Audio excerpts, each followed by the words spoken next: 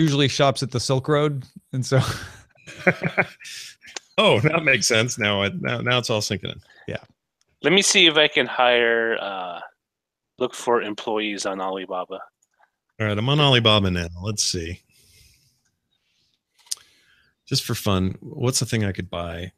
Like, I don't know. What's the thing you could buy? Stormtrooper costume.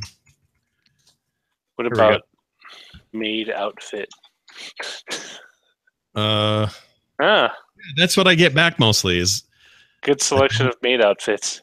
Yeah, adult lace something, and then they just insert the word stormtrooper in there somewhere. The search can be problematic. I'll give you that.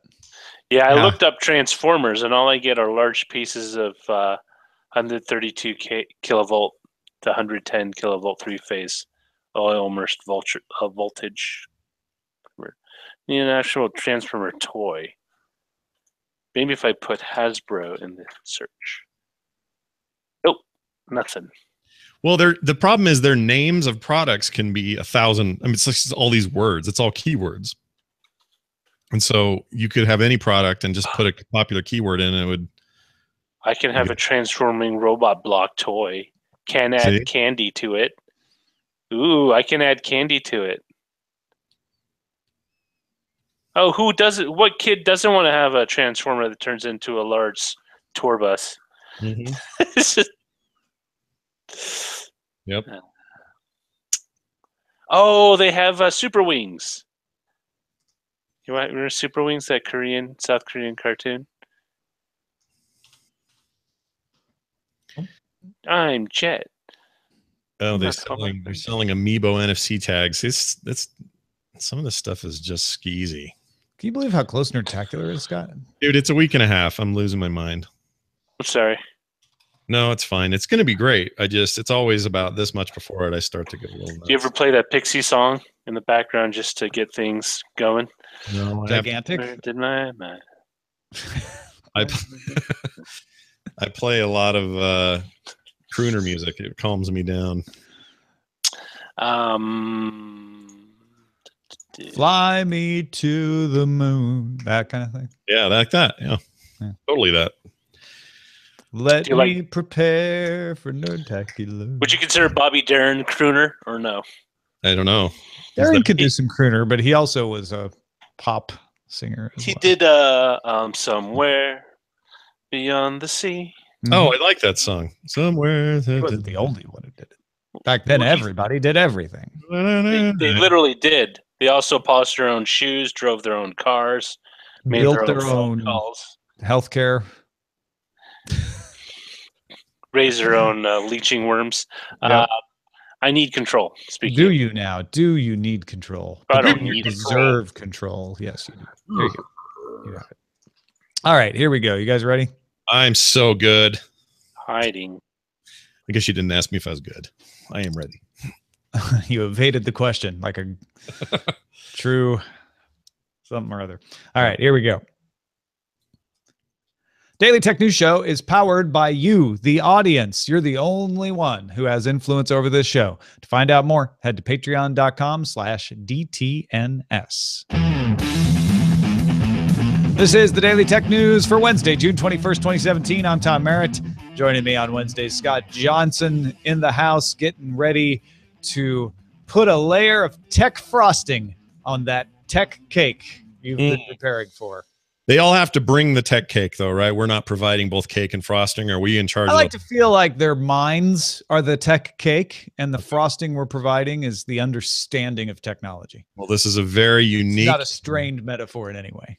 Not at all. It's a unique and intimate relationship. I'm happy to be a part of it, and I would just ask people to be in a nice, tight, orderly line so that we can get through this as fast as possible, okay? Boy, you are preparing for Nerdtacular next week. Hey, we all know that Travis Kalanick has resigned as CEO of Uber, and we are going to be talking quite a bit about what that might mean for Uber, for Lyft, for the ride-hailing industry, etc. But let's start out with a few tech things you should know about.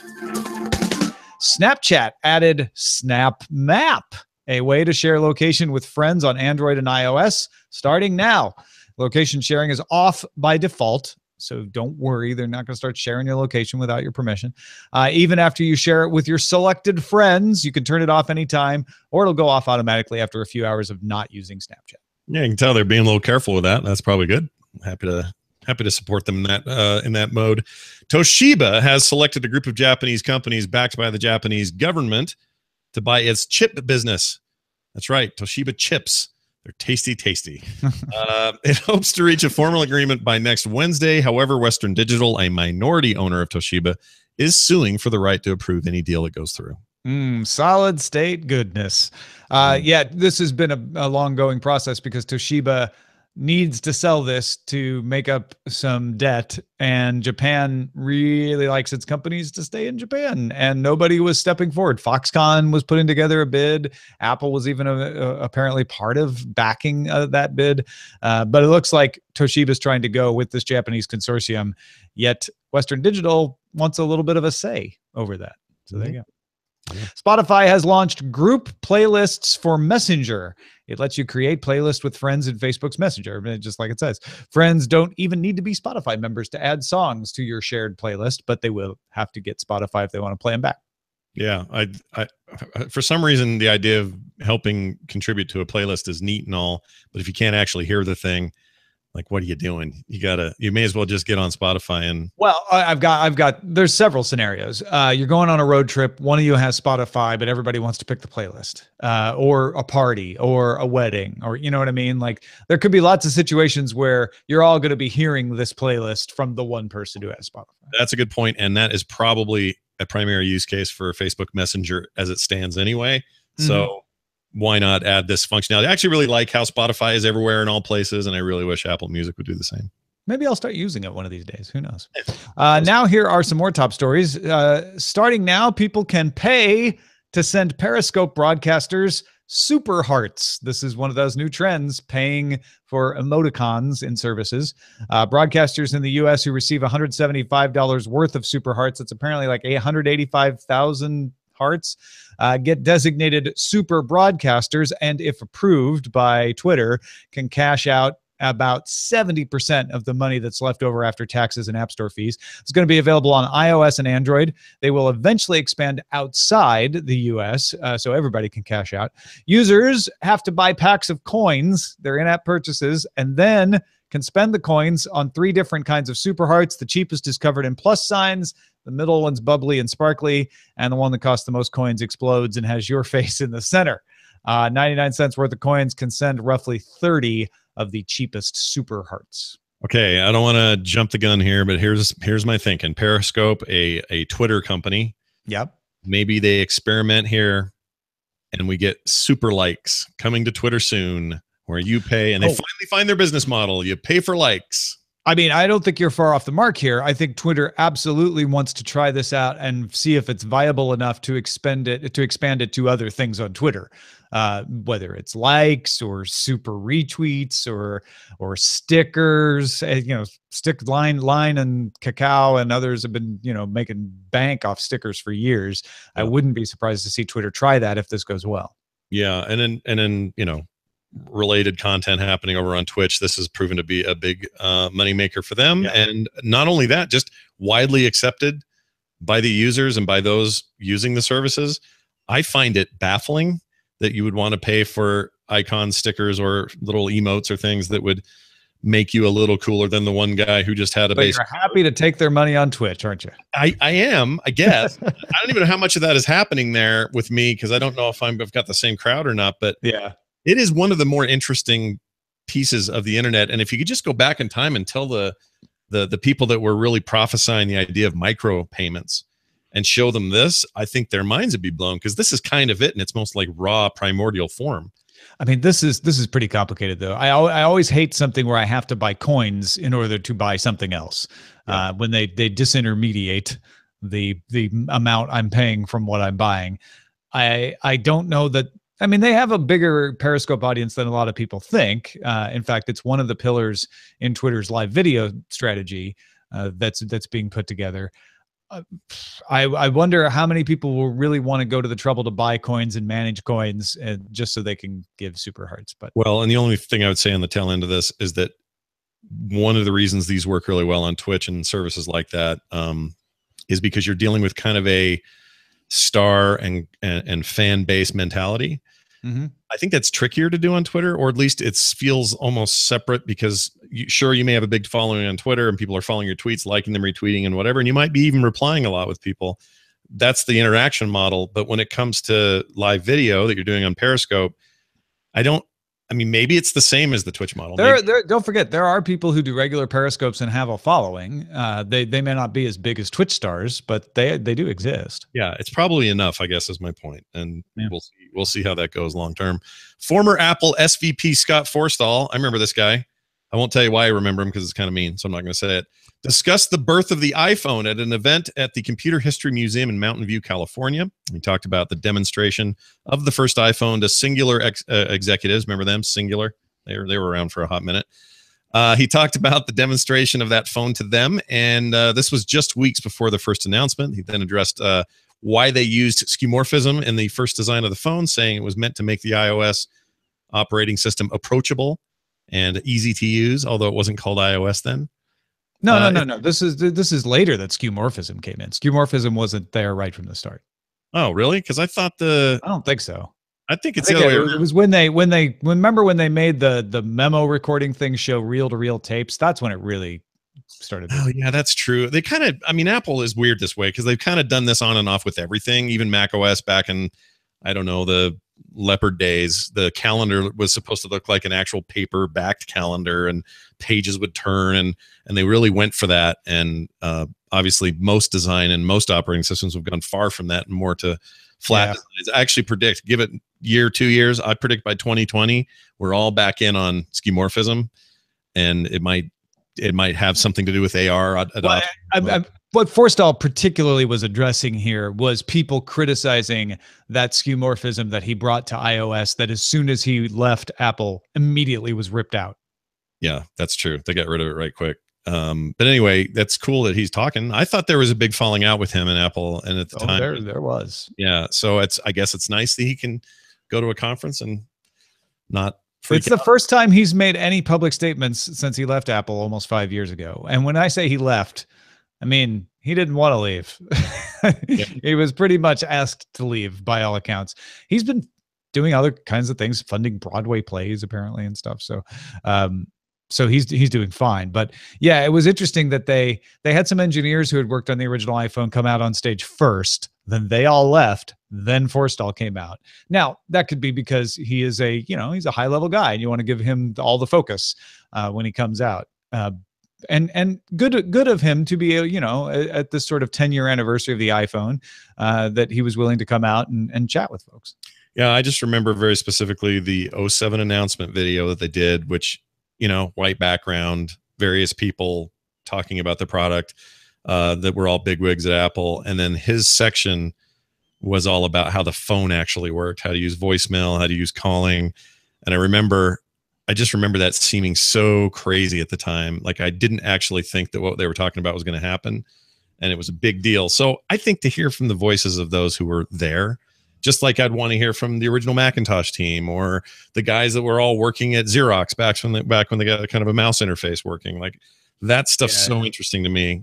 So I'm glad he's able to talk. Maybe an NDA ran out or something.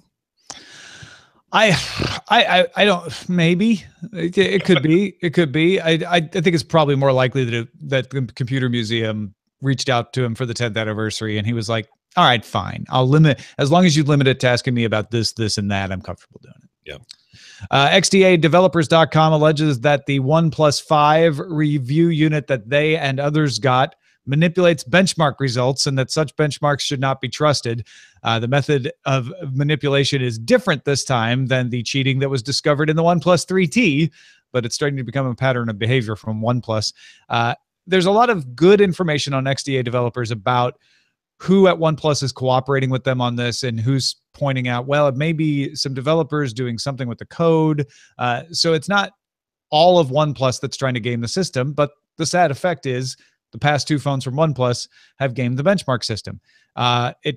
games it to deliver maximum CPU frequency and affects most of the benchmarking tools out there, including Geekbench 4. It does not seem to affect 3D Mark this time, but XDA is pretty much just saying, you know what, if you care about benchmarks and phones, don't pay attention to the 1+1s because they are giving you inaccurate information. Seems like you in I don't know, in our current time, if you're making any kind of product, especially a phone, a personal phone device with all the functionality you expect from a device like that, that people would figure out that you were gaming the system. Like, so you don't need to. I don't think the majority of the populace looks at benchmarking results to make their phone decision. And XDA is even saying it's still a great phone.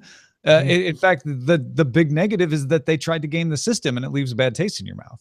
Yeah, it's like when I'll use Apple as an example. I'm not trying to make this an Apple story, but when they get up and say, and the new phone has 2 extra hours of life past the last year, and people immediately scramble to test. It's like, well, let's make sure they're not blowing smoke up our butts. And then they'll come back and say, oh, actually, they were. Well, that's in Apple's best interest. It's in the OnePlus interest to give what they say they're going to give.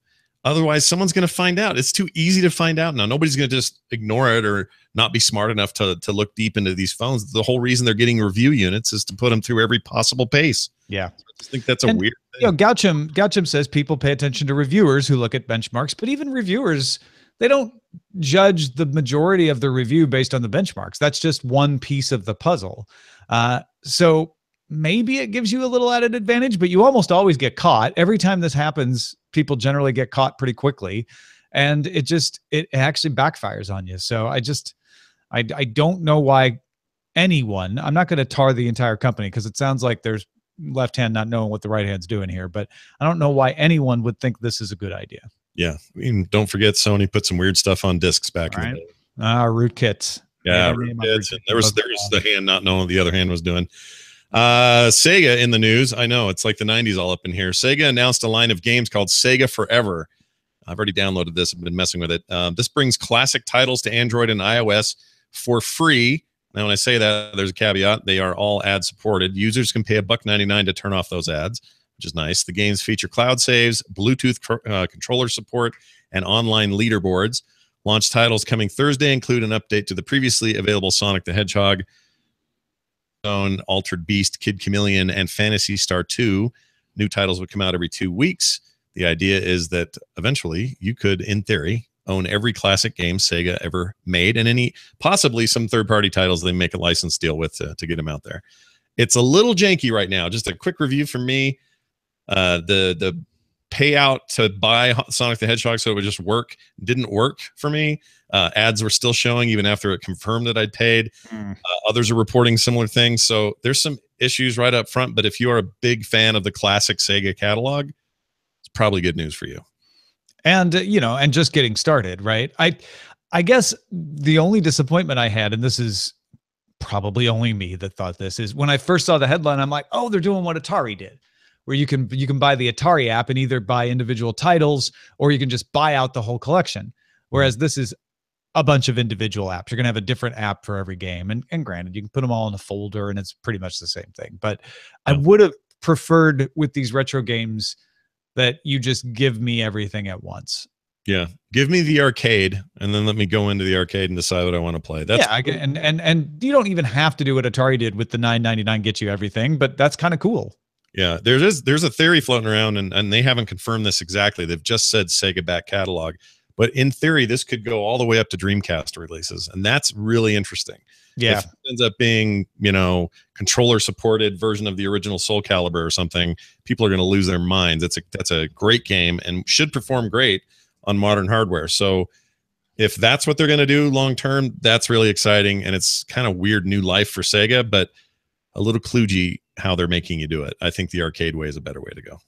Yeah, it was funny. I saw on Twitter Bridget Carey from CNET saying, I never thought I could justify spending $700 to buy a Bluetooth Genesis controller to go with my iPhone, but here we are.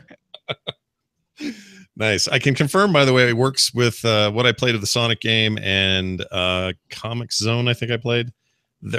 Kid Chameleon. They play with standard MiFi controllers and iOS just fine. So the Nimbus controller from SteelSeries works like a charm.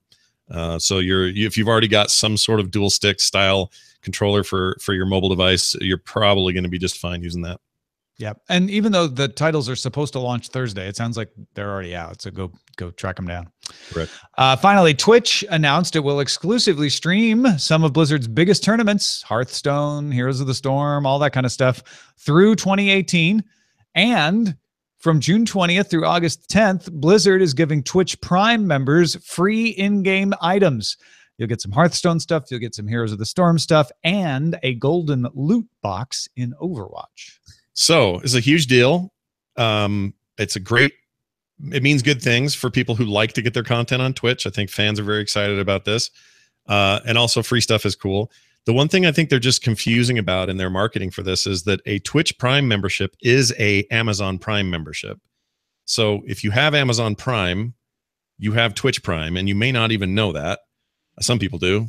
And in that case, you just need to make sure you tie your account on Twitch to your Prime account, and boom, this free stuff is yours. So how do you tie your Blizzard account to that? You got to do that part too, right? Same deal. Yeah. So you go in there, they do this sometimes with like some of their tournaments. It's like, if you log in for the spring bash or whatever for the HTC and Heroes, we'll give you an exclusive portrait or something in the game. And to do that, you go through a little API routine that just lets you log in your Blizzard account. And then it shows there in the API page of all your connected style accounts. And that could be everything from the old Curse app to Discord to one of these games. And so it sounds like it'll probably be tied to your Blizzard overall account, because that's kind of how Blizzard does it now. But yeah, free stuff and no reason to not do this. So get on it if you like any of those games. The loot box, I mean, that guarantees you some good stuff, doesn't it? That guarantees at least a legendary, which is a huge deal when you consider legendaries are very expensive to buy as a sharded item, and very hard to get just as a random sort of Vegas wheel spin. So absolutely, that's probably the thing that's going to drive the most people to do it. But I think it's interesting to watch Twitch starting to make these very exclusive deals with publishers that have a ton of pull. Blizzard being one, Riot Games being another. Certainly they work with Valve on different things, but the more exclusives they get, the more reason people have to stay maybe away from Microsoft's new game streaming platform and staying with Twitch, not going to YouTube and staying with Twitch. Well, and seeing Twitch as the place to watch esports is important to Twitch as well. You've got ESPN settled in to streaming esports. You've got Turner Networks doing it, and now NBC Sports is got a deal to do some esports. So Twitch has some competition from the traditional broadcasters and really has the advantage that it shouldn't lose. So it should make deals like this. It should. And the more they make, the more the players get incentivized to stay. Like, this makes me want to do it here. And Turner's not going to give me a free loot box. So why would I care about that? Like, it really does cater to what makes Twitch popular in the first place. And I think that's going to be all good for them. By the way, shard with a D. Did I say shart? Sharded. No, you said it's just, some people can't tell. I'm glad I didn't say shart. That would have been trouble. What did he say? He said shard with shard. Side note to this too, just as someone who has followed Blizzard for many years, isn't it interesting to see a big Blizzard announcement that don't mention Warcraft? I know Warcraft Arena is one of the tournaments that's going to be streamed by Twitch, but this is all about Overwatch, Hearthstone, and Heroes. Yeah, those three games, that's your competition now. I mean, WoW would love to have a bigger share of that stuff, but it's, they can't make it up. They're going to have to do it here. A couple of years ago, people were wondering if Blizzard could survive with Warcraft. And it's almost at this point like, well, sure, that would be nice if they need to. I think they had a meeting, and after that meeting, it was no holds barred, and they are now proving that they are a company that does not need one MMO to survive. They're killing it. Hey, folks, if you want to get all the tech headlines each day in about 5 minutes, subscribe to dailytechheadlines.com as a podcast, on your Amazon Echo as a flash briefing, or in the Anchor app at anchor.fm. All right, Uber CEO Travis Kalanick announced he has accepted the investors' request to step aside so that Uber can go back to building rather than be distracted with another fight. He had already stepped away on a leave of absence. And apparently 5 of the company's biggest investors, Benchmark, First Round Capital, Lowercase Capital, Menlo Ventures, and Fidelity Investments, demanded his resignation. He accepted the investors' request. So there's a little between the lines frustration here. The Uber board issued a statement saying very nice things about Kalanick and finishing up by saying, we look forward to continuing to serve with him on the board. He is a member of the board of directors, and the New York Times reports that he controls the majority of Uber's voting shares. So he didn't have to do this. The board couldn't make him do it because he has the majority of the votes, but he decided to do it anyway. That implies that even Travis Kalanick thinks it's probably just best for the company if he's not involved, despite his own inclinations. So there's a lot of questions out there. Does it have to do with the horrible press releases that have been put out defending Uber? Does it have to do with the investigation? Does it have to do with Susan Fowler? Does it have to do with the lawsuit with Waymo? Or some people are speculating those things, as bad as they were and are, might not have driven him away if Uber was in better financial shape, but maybe it's lackluster earnings. Yeah, well, very well could be. I mean, it's impossible to look at one without the other one creeping in, though, right? Like, there's no way that people are.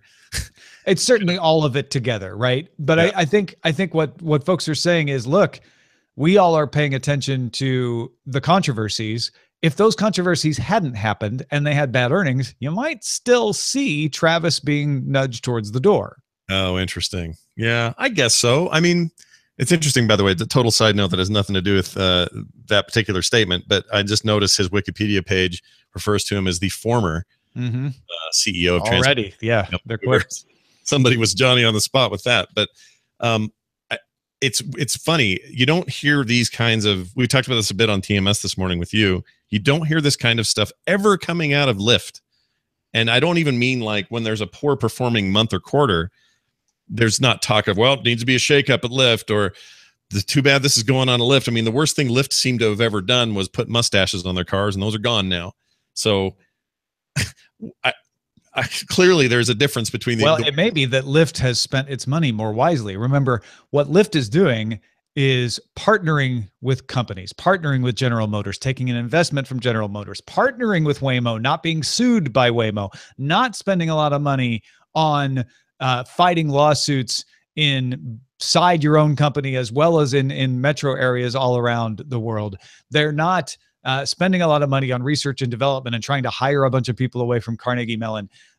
They're spending a lot less money and having a lot more success, or at least as much success as Uber. Yeah. So, and also maybe it's that whole thing of, if you're the big boy, if you're the one everyone knows about and talks about, if you're the one big brand, if you're Coke, and RC Cola can have 1,000 internal little problems, but you're never going to hear about them because you're kind of in the shadow of that bigger deal. And Uber can't help but be that big name. And all it takes is a couple of. Okay. I think my problem with that analysis is I think Lyft is Pepsi, first of all, not RC. And second of all, if Coke is over there saying, F you, we're going to sell our sugar water wherever we want, and we don't care about your damn food regulations, it's a little different than Coke versus RC and Pepsi is now, where you don't see them having arrogance. I mean, there's something on top of this from top to bottom, from treating their own employees with disrespect to treating federal regulations, cities, taxi cab, their own drivers. Don't forget Kalanick yelling at one of his drivers about how he didn't understand. There's a whole lot more attached to Uber baggage-wise than almost any other company you could think. You're totally right. And maybe, I've heard the argument out loud recently that the reason Uber is where they are in terms of market leadership is because they've been so scrappy. You could translate that to mean willing to take shortcuts or to roll over regulations or to do whatever it took to be a maverick in that space and completely dominate it.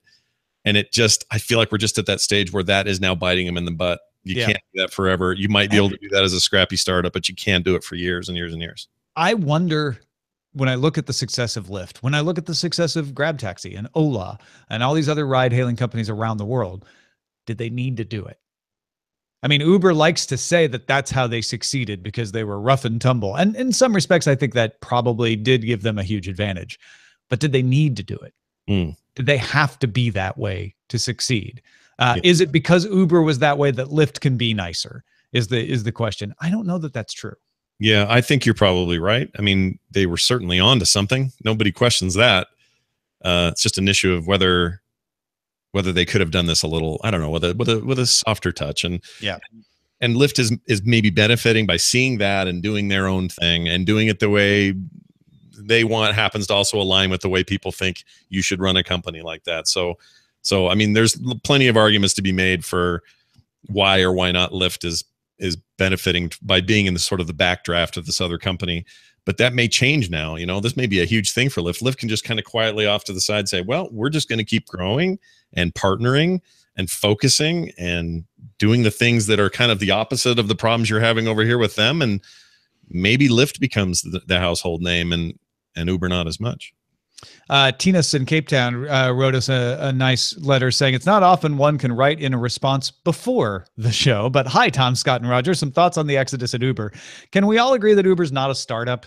The company's 8 years old, and the rapid expansion in the last 3 has seen it grow to a large company. They have had several funding rounds, and at their last funding round, very high stock prices. This is a company with stakeholders with huge financial risk attached. The second part is that their ambush approach to extension is no longer effective. The industry that they are disrupting is closing the gap with their own apps or with leaning on the politicians of cities and governments to protect them and up the entry threshold to the likes of Uber. So here we are at the end of the red wedding week at Uber. What is next? Uber is still losing money. They're doing this by burning capital raised at the back of rapid growth that is slowing. So if this week of mass exodus is anything other than the investors stepping in and starting to clean up the company, image, policies, and expenses, is anything other than them prepping for an IPO, I would be surprised. Uber's biggest problem going forward would be to improve the income statement, provide growth the legal route, and get ready for that listing. The picking of the next CEO will be telling into which direction they are going. And that brings us to that question. Who runs this place next? Who does Uber's board pick as the next CEO? Who would want this job when Travis Kalanick still owns more than 50% of the voting shares? Arianna Huffington, darling. Ariana's a board member, and she was earlier this week arguing that Travis should stay in charge. So I don't think she steps in, though. She's not the CEO for Uber. I think she's probably happy to be on the board. Yeah. But don't you think there are, I mean, we've talked about a few people prior to the show. It was actually kind of hard to pick names. There's got to be a huge roster of people in Silicon Valley alone with all kinds of diverse experience, maybe not in ride sharing or whatever their specific market is, but people from YouTube, people from Apple, people from 1,000 other places. I mean, both of these guys who founded the thing came from diverse backgrounds that had nothing to do with this eventually became. So I feel like that's really up in the air. There's no favorites, are there? Well, no, there aren't. Marissa Mayer is recently available, obviously, but I don't think that works because Uber wants a non-controversial choice. And whatever you think of Marissa Mayer, she is not. And, everybody can agree, oh, that's a good choice. Sheryl Sandberg, on the other hand, the COO at Facebook, would be a great choice. Everyone would agree that's an awesome choice. Problem there is Sheryl probably doesn't want to leave Facebook right now. I've heard Susan Wojcicki's name kicked around. She is the CEO at YouTube. And while being CEO at YouTube is important, you're not CEO of Google. You're CEO of YouTube, which is a subsidiary of Google, which is a subsidiary of Alphabet. So this would be a bigger role for her. I, again, don't know that she wants to leave YouTube. So that would be interesting. And of course, if you look in the car department, there's no female executives really to choose from, but you do have Alan Mulally, who used to run Ford and was often lauded for his interactive experience. And you've got, what's the recently departed Ford CEO, Mark Fields. But then again, he's recently departed for a reason. And that starts to bring in some controversy again. We asked Justin Robert Young, who was really sad that it's not his day to be on DTNS. He said, my take is that Uber will go with the most qualified woman as a new CEO, or put Arianna Huffington on a press tour, or both. Maybe both. Maybe both how they do it. Somebody in your patron group Slack suggested Lee Iacocca. How do you feel about that? He's only 92. He's not doing anything. He's rested. He's ready. Yeah, I don't think Lee Iacocca or somebody else suggested Carl Icahn. Carl likes to stir the pot. He doesn't like to be responsible for the pot, so I don't think he's going to be taking over as CEO. Yeah. Is John DeLorean around still? He could do it. Sure. Yeah, let's just bring out Ed Koch, the mayor of New York, too, while we're talking about 80s superstar businessmen. Yeah, I'm checking our Facebook to see if anybody had any responses, and there's no obvious successor. I think that's why this one's so weird. Like if you were saying to me, oh, a new CEO at Facebook, Mark Zuckerberg is going to focus on politics or something, so they're going to whatever, you'd say, oh, it's somebody internally, or they're going to pull from over here, or this guy that ran Novell for 30 years, that he's perfect, or whatever. Like it's easier to pick those for some reason. I don't know why Uber's hard, and it's also going to be a very high pressure job. If you think Marissa Meyer's spotlight was hot while she was trying to do things at Yahoo, this is going to be laser burning your skin off hot for a while anyway, while somebody goes in there and is expected by everybody with interest in this to clean up the joint. And that's a complicated thing because we're not talking about an oil spill. We're talking about a big cultural change at a company that maybe needs it. And Uber is going to want someone currently viable, someone who is currently running a company, who is trusted. Yeah. Or if they are no longer running a company, there's a very good justifiable reason why, which is like they cashed out because they sold their very successful company to somebody else. They're not going to want someone who is either close to retirement, or at least I don't think so, or has had a company that just hasn't worked very well, and that or got fired from their job. I know this is an offshoot and maybe no way this would happen, but is there any chance that all of this boils down to the board saying, you know what, we should sell to somebody? Like, that's a really good question. I wouldn't be crazy surprised if that happened. You kind of need the CEO in place for that to happen, I think. Yeah. But if I'm the board, if a lot of those members on the board, I'm thinking about selling instead of IPOing. Yeah. And just doing an analysis to figure out like which gets me the most money. Yeah, it'd have to be a monstrous company too. It'd have to be Apple, Google, Facebook, somebody like that. And if it could be a car company. That's true. That's true. Yeah, I could absolutely see a car conglomerate willing to splash out to get Uber under the right circumstances. Yeah, that's an interesting twist. I wonder if that'll happen, but we'll see. Colin wrote in for our message of the day and wanted to give us a little context about import restrictions for movies and television. We talked about that with Patrick Beja yesterday. For quick historical context, the roots of the situation lies in World War II, when the European film industry was disrupted, but the American industry was not. Following the war, U.S. producers had a backlog of movies that had already closed, and selling them overseas, even for pennies on the dollar, was pure windfall. It was enormously successful and became part of the business model in the United States. Essentially, in the US and India, the domestic market is large enough to allow productions with substantially higher budgets to make their money back domestically. International sales then make the production profitable by selling to many countries for small amounts of money. So an international distributor can get much more value for their dollar by buying an American or Indian film than by buying a local one. Many countries therefore try to limit how many foreign films can be imported to make domestic production more financially competitive. Regulating Netflix would therefore be a way of modernizing those existing restrictions. This is also part of the cause for the much bemoaned inability to release the same streaming catalog in multiple countries. Each country and territory usually has its own deal with the producer and different local import and release rules. Thank you, Colin, for that. Yeah. Once again, proof. This and the earlier email, you get the best emailers in the entire. We have the smartest audience in the world. I'm so thankful for them. And I'm thankful for you, Scott Johnson. I'm looking forward to seeing you next week at Nerdtacular. What's going on in the meantime? Well, there will be one more of these with me on it, I guess. That'll be next Wednesday, right before all the fun hits. Between now and then, it's just kind of prep. We're working on panels and other stuff, and people keep saying, well, I couldn't go, or I was going to come but can't now, or you're sold out, which is true. So I can't come anyway. How can I see what you guys are going to be up to? We're going to stream the entire thing, top to bottom, during all the panels and all of that stuff. From the days for this are going to be the 29th, 30th, and 1st of July. The evening of the 29th is mainly mingling and sort of hanging out, but that Friday and Saturday, full blown stuff. So if you want to catch all that, frogpants.tv will be the place to tune in. That is a Twitch channel it'll take you to. It's as simple as that, and you'll get to see the entire thing. And a lot of podcasts will end up on feeds. There'll be a Daily Tech News show done there that'll end up on the regular feed for that Friday. All very exciting stuff. Excited to see all of you there who are coming, and those of you who don't, join us remotely, won't you? Thanks to everybody who does that. We'll see you at Nerdtacular next week. Of course, we'll be back tomorrow with another show. We're not going quite yet. And thanks to everybody who gives a little value back for the value they get from this show, including Simon Swo, Shafkata Jaz, Rob Allison, and many more at patreon.com/DTNS. We could not do it without you guys. Our email address is feedback@dailytechnewsshow.com. We're live Monday through Friday, 4:30 p.m. Eastern, 2030 UTC at alphageekradio.com and diamondclub.tv, or at facebook.com/dailytechnewsshow, and our website is dailytechnewsshow.com. Back tomorrow with Justin Robert Young. Talk to you then. This show is part of the Frog Pants Network. Get more at frogpants.com. Diamond Club hopes you have enjoyed this program.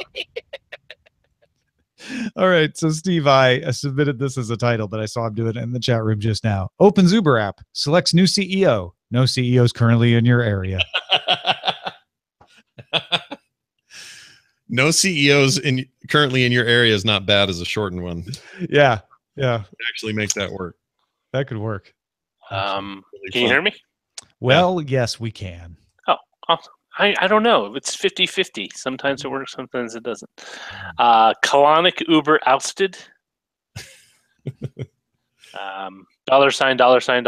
super hearts. All right. Who runs Uber? Master Blaster runs Uber. It's a Mad Max Beyond Thunderdome reference. That is correct. Opens Uber.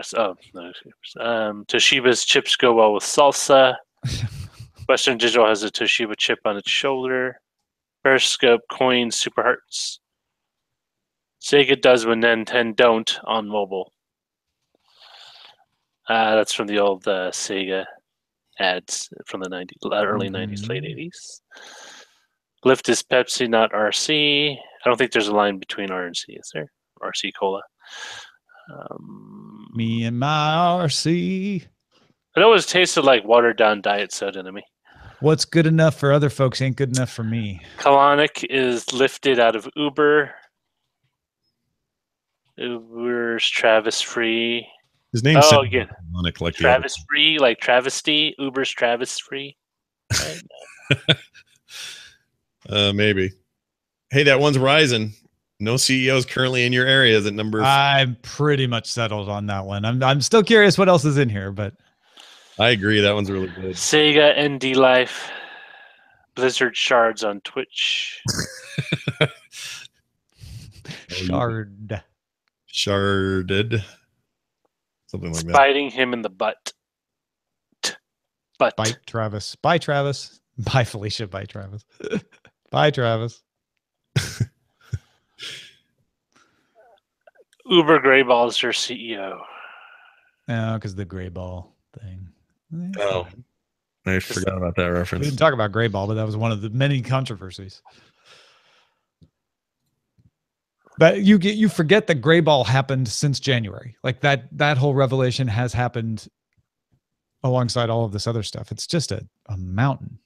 January to now is a weird compressed thing on lots of fronts, but I feel like the Uber stuff is just every day something. Strike It Rich suggests that Uber get Jack Barker to come in, which only Silicon Valley viewers are going to get.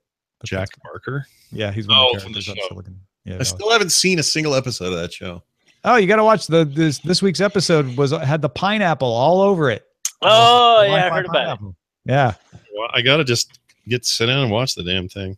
Do I have one within reach? For once, I don't have a pineapple within reach. I must have moved it. Oh my gosh, I can't believe it. There's not a thing. I know, right? Man. It was funny to see it. I knew it was going to be in the show before I saw it because I'd been spoiled on that part. Yeah. But I was not expecting how much it was in the show.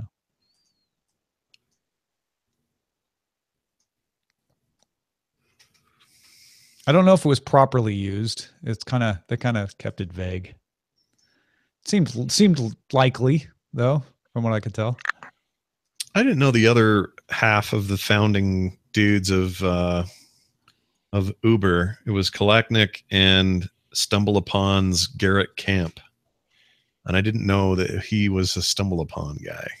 Oh. Yeah, this is one of those situations where you have the silent co-founder, huh? Yeah. They just kind of drift away. I'm looking at him. That's who you bring in.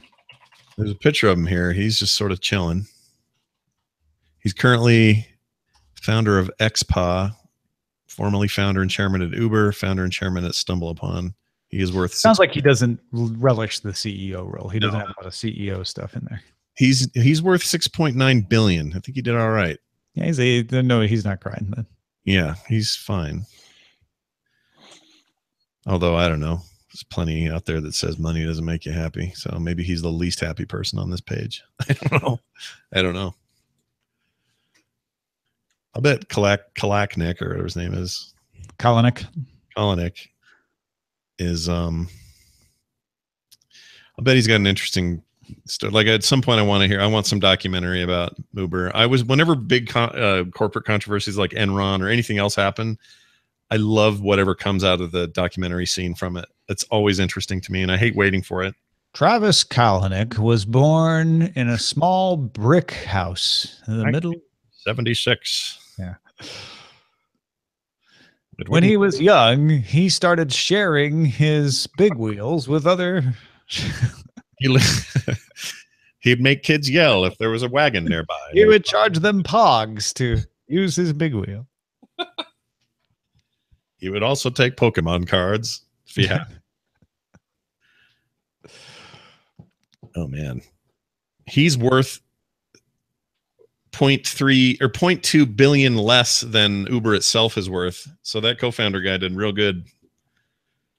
Yeah, it's not all from Uber, I'm guessing. Yeah. He was also a Tumblr. No. And maybe some of his other ones too. What was Red Swoosh? No idea. Red Swoosh, peer-to-peer file sharing company founded by Travis Kalachnik and Michael Todd in 2001, acquired by Akamai Technologies. Swoosh Akamai. It included centralized directory and indexed online clients and caches. Did they do middle out compression? Peer-to-peer thing. I don't know. It's another Silicon Valley reference you're not going to get because you haven't watched it yet.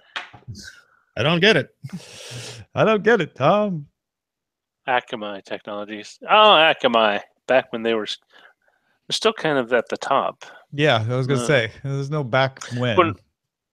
No. I mean, like at the time when they rolled out, they were one of the few that was available. They're still dominant. Red Swoosh. So basically they sold their file sharing technology to Akamai, which then incorporated it somehow into its system. But so it's a success. And then they went on and did Uber. That's interesting. Or he went on and did. Oh, this is crazy. His half sister. Oh no, I'm sorry. He only has half a sister. Oh. He has a niece who is a semi-famous actress. She was in a ton of. Oh, a niece, not a sister. Yeah, I thought it was a sister at first. She's been in all kinds of stuff. Holy cow. You know, there's a difference, right? Yeah, no, I know. Yes. Usually it's by age and. This is my niece and sister. There was one girl standing there. You know what? No, that's an old Southern Illinois joke. All right, don't get mad at me. It's pretty good. It's another famous Kalachnik. Travis Kalanick of the Uber Kalanics. The Kalanics. It's just fun to say.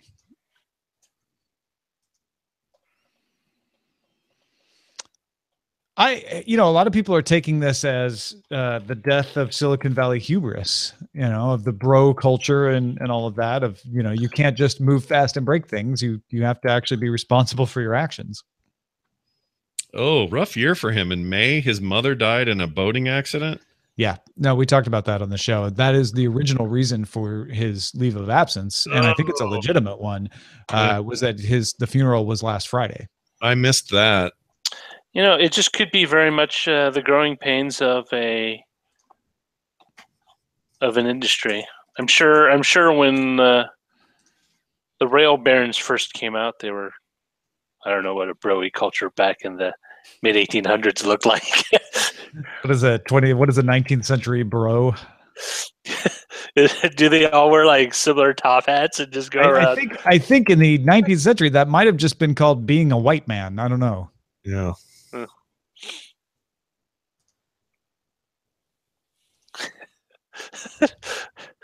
I'm trying to imagine Carnegie or who's the other guy? J.P. Morgan, like doing fist bumps and stuff. Ian says those rail barons broing out on Nob Hill. I think there's stories we're never going to hear. I want to hear them though. It's just too much. It's so much money, so fast. So you're so high on it. It just has to. There's a documentary that I wonder if I'd do it. I'd shoot a documentary on that and then compare it with like the Cocaine Cowboys to kind of see. Yeah. Because there's very much. I mean, yeah, one was illicit, one's legal, but really, it's a story of how much money floods into a region, affects everything. Or Wolf of Wall Street is a similar story that you guys are talking about. Yeah, totally. That and like, I mean, what's the one with the Jerry Maguire? Crash is pretty good with that movie. What is that movie called? I forgot. Oh, not Moneyball. The other one. No, I can't remember the name. Major League. No, the one that won all these. Major League. It was more of a comedy than anything, but it was also super. Jerry Maguire. Yeah, it was like 2 years ago. Not even that. Oh, the big something. Big Short. The Big Short. Big Short. Big Short. The Big Hurt, but that was Frank Thomas, who played for the Oakland A's, who are the source of Moneyball. But I love stuff like that, and the Enron documentary is mind blowing. If you guys ever see it, it's really good. So it could be like the short wolf cowboy on cocaine. Yeah. There you go. Short wolf cowboy on cocaine. Nailed But it. here's the thing. You say like, oh, when there's so much money and the it's all true, but it's not every company. And if it is at a lot of companies, it ends quick. Like that happens in the very earliest days. And then someone comes in and is like, okay, you're going to have to shape up and make a product. Uber seemed to be able to work drunk. Mm-hmm. If you know what I mean. Like they were able to continue the high and the bad behavior much longer than many companies. Mm-hmm.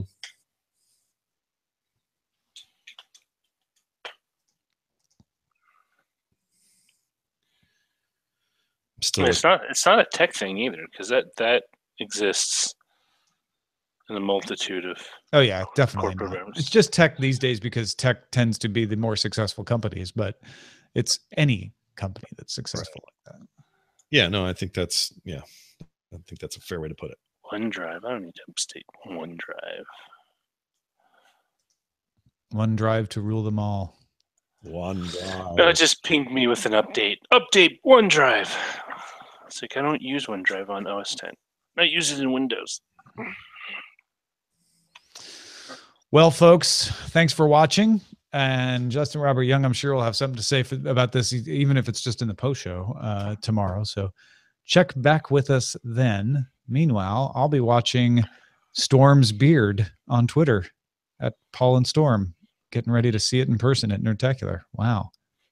One more week of this, and I will be the Roland the Headless Thompson gunner of the 6-pound Pickmatic.